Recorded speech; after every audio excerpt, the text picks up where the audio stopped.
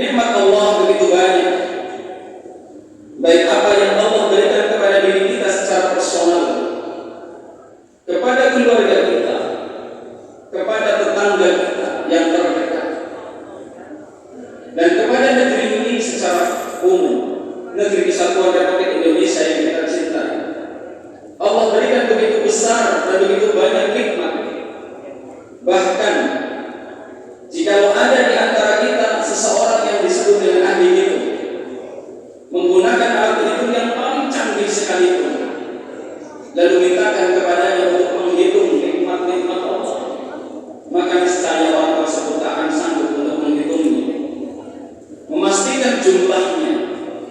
Seperti apa yang Allah sebutkan di dalam surah An-Nahl ayat 18, wa in ta'uddu ni'matallahi la tuhsuha.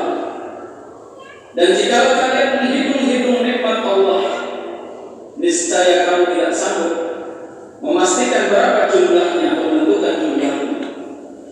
Dan semua nikmat yang kita dapati ini bukan sepanjang-panjang datang dan atau seseorang bisa mendatangkan nikmatnya untuk dirinya sendiri, tidak.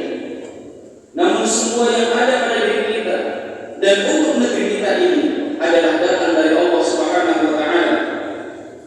Wa ma bikum min ni'matin fa min Allah. Apa kata Allah di dalam surah An-Nahl ayat 53? Dan apa saja nikmat yang ada pada diri kamu adalah sumbernya datang dari Allah Subhanahu wa Ta'ala.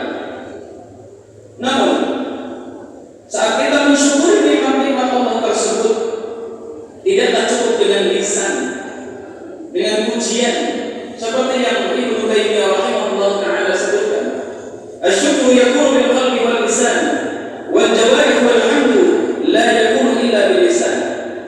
Syukur haruslah dijalani dengan hati, dengan lisan, dan juga dengan anggota badan. Walhamdu dan ucapan alhamdulillah, pujian itu hanyalah di lisan saja. Dan hakikat syukur dijelaskan oleh Ibnu Qayyim al-Jauziyah rahimahullah ta'ala. Beliau menjelaskan al-thana'u 'ala ni'am wa mahabbatuhu wal 'amalu bi ta'atih.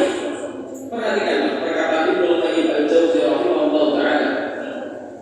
Jika seseorang mengatakan dirinya bersyukur, maka syukur itu adalah memuji atas nikmat dan mencintai nikmat tersebut serta memanfaatkan dan menggunakan nikmat tersebut untuk ketaatan. Begitu banyak warga negara saat di momentum bulan Agustus ini mengadakan malam tasyakuran, dan puncak tasyakur mereka diadakan dalam sebuah acara-acara tingkat RT dan seterusnya, membuat panggung ala kadarnya, dan ada yang membuat panggung dengan mudah. Lalu di belakang panggung bertuliskan tasyakuran HUT RI ke-81. Apakah ada yang salah?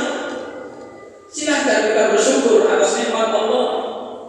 Namun sayang, seribu sayang, tasyakuran yang mereka adakan justru bertolak belakang, karena rasa syukur yang mereka lontarkan dengan lisan tidak sesuai dengan apa yang mereka kerjakan. Maka berikut ini ada beberapa langkah nyata bentuk mensyukuri nikmat kemerdekaan Republik Indonesia yang kita cintai ini, agar nikmat ini terus kita miliki dan keberkahan bagi negeri tidak pernah terhenti. Yang pertama, mensyukuri nikmat dari Allah dengan iman dan takwa. Mensyukuri nikmat Allah dengan iman dan takwa merupakan penyebab datangnya kebaikan kepada negeri ini. Dan sebaliknya, penyebab kemunduran umat Islam bukan karena sedikitnya harta, bukan pula karena kurangnya orang pintar dan cendekia, bahkan bukan pula karena pembelaannya jenis senjata yang kita punya. Namun kemunduran umat justru ditunjukkan dengan minimnya penghargaan terhadap ilmu agama, dan juga serta rapuhnya iman dan takwa. Lihatlah bagaimana Rasulullah SAW dan para sahabat, mereka mayoritas dalam keadaan miskin harta di gurun yang tandus, miskin persenjataan militer jika dibandingkan dua negara adidaya saat itu, yakni Romawi dan Persia.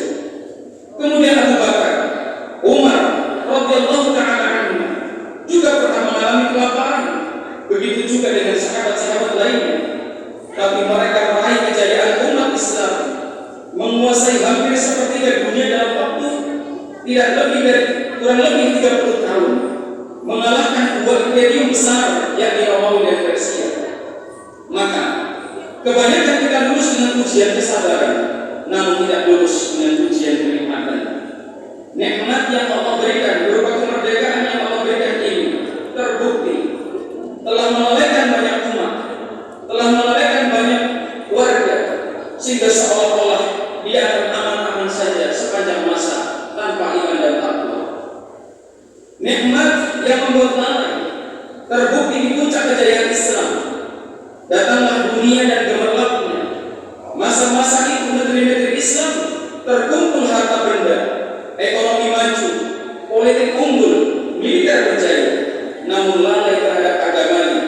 Akhirnya umat Islam mundur, negeri-negeri Islam runtuh dan dihinakan karena meninggalkan agama. Kehinaan ini tidak akan cabut sampai kita kembali lagi kepada agama yang benar dengan iman dan takwa. Disebutkan la yanzimu hatta tarji'u ila dinikum. Kehinaan itu tidak akan dicabut oleh Allah sampai kalian kembali kepada agama kalian. Dan janji Allah, jika kita iman dan bertakwa, maka kita pun akan makmur dan berjaya. Allah sebutkan di dalam surah Al-A'raf ayat 96, walau anna ahlul qura amanu wattaqu la fatahna 'alaihim barakatin minas samai wal ardh. Seandainya penduduk negeri beriman dan bertakwa, pastilah kami akan limpahkan kepada mereka keberkahan dari langit dan dari bumi. Ma'asyiral muslimin, jamaah Jumat rahimani wa rahimakumullah. Bahkan di lain tempat Allah Subhanahu wa taala juga berfirman, "Wa may yattaqillaha yaj'al lahu makhraja wa yarzuqhu min haitsu la yahtasib." Jika sebagian keluarga kita mengeluh, berputus asa, hilang optimisme, bahkan mereka mudah terprovokasi dengan kalimat-kalimat yang melemahkan terhadap kejayaan negeri ini. #Indonesia bubar, #Indonesia suram dan lain sebagainya. Bahkan mereka memaksa turun ke jalan, berusaha untuk menggoyang fondasi-fondasi kepemimpinan yang sudah ada. Ma'asyiral muslimin rahimani wa rahimakumullah. Itu hanyalah karena rapuhnya iman. Bagi orang muslim yang beriman, dia akan sadar tentang surah At-Talaq ayat 2 dan 3 ini. Allah berfirman, siapa yang bertakwa kepada Allah, Allah akan berikan kepadanya jalan keluar. Dan Allah akan munculkan rezeki dari jalan mana saja yang tidak disangka-sangka. Maka niat yang baik kita untuk memperbaiki negeri ini adalah memperbaiki fondasi iman dan takwa kita kepada Allah Subhanahu wa taala. Tidaklah ada kekuatan lain kecuali kita mengharap ridha Allah Subhanahu wa taala dan memohon pertolongan kepadanya. Adapun yang kedua, mensyukuri nikmat kemerdekaan ini dengan cara yakni bertaubat dan meninggalkan kemaksiatan. Siapa yang terus bahagia dan merasa tenteram dengan kemaksiatan, dan bahkan kita ridho dan membiarkan kemaksiatan itu merajalela, kesyirikan, kekufuran, dan perilaku penyimpangan terhadap agama, maka selama kita biarkan, tidak bertobat kepada Allah, maka musibah, bala, petaka akan selalu datang bertubi-tubi untuk negeri ini.